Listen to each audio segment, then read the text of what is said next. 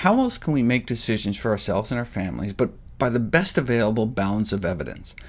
The latest meta-analysis, pooling data from more than a dozen studies involving more than 300,000 people, indicates that there's a dose-dependent association between egg consumption and the risk of cardiovascular disease and diabetes.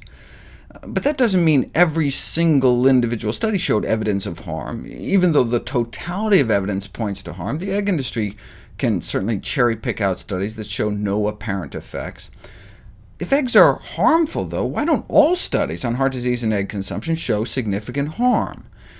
It may have to do with Rose's concept of a sick population. If an entire population is sick, then the range of quote-unquote health may not be sufficiently broad to establish a significant association. Let me explain. This is one of the most famous papers ever written in preventive medicine. Should be required reading for all medical students. Imagine if everyone smoked 20 cigarettes a day. If everybody smoked, then clinical studies, case-control studies, cohort studies would all lead us to conclude that lung cancer was a genetic disease. And in one sense, that would be true, right? Some smokers get cancer, others smoke their whole lives and don't. But if everybody smoked, we'd never know that smoking was a risk factor. Thankfully, in the case of cigarettes and lung cancer, it so happened that the original study populations contained about equal numbers of smokers and non-smokers, and in that situation, studies are able to identify the main risk factor. But take cholesterol. Here's the cholesterol levels of the people without heart disease in the famous Framingham Heart Study. And here's the cholesterol levels of those that did develop heart disease. It's hardly any different, because practically everybody's cholesterol was too high. It's like everyone was a smoker. The painful truth is that even someone at quote-unquote low risk for heart disease is likely to die of heart disease. Everyone who eats the standard Western diet, in fact, is a high-risk individual when it comes to heart disease.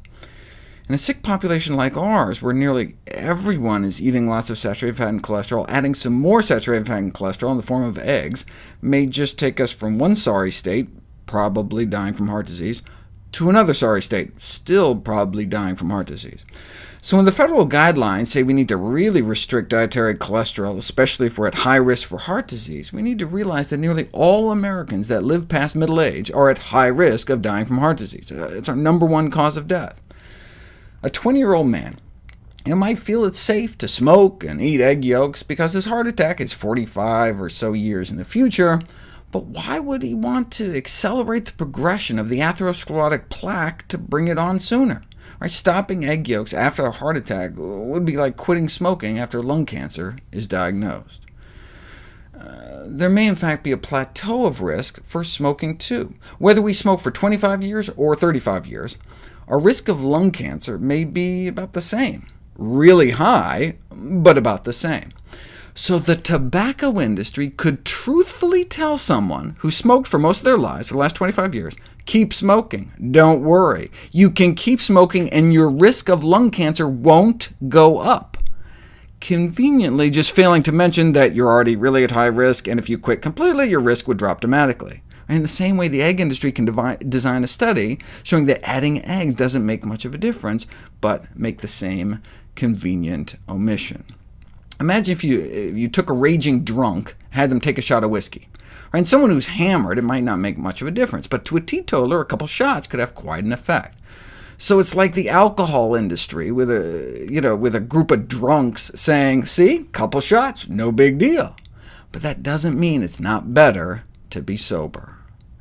Instead of going from high risk to high risk, better to go to low risk or no risk.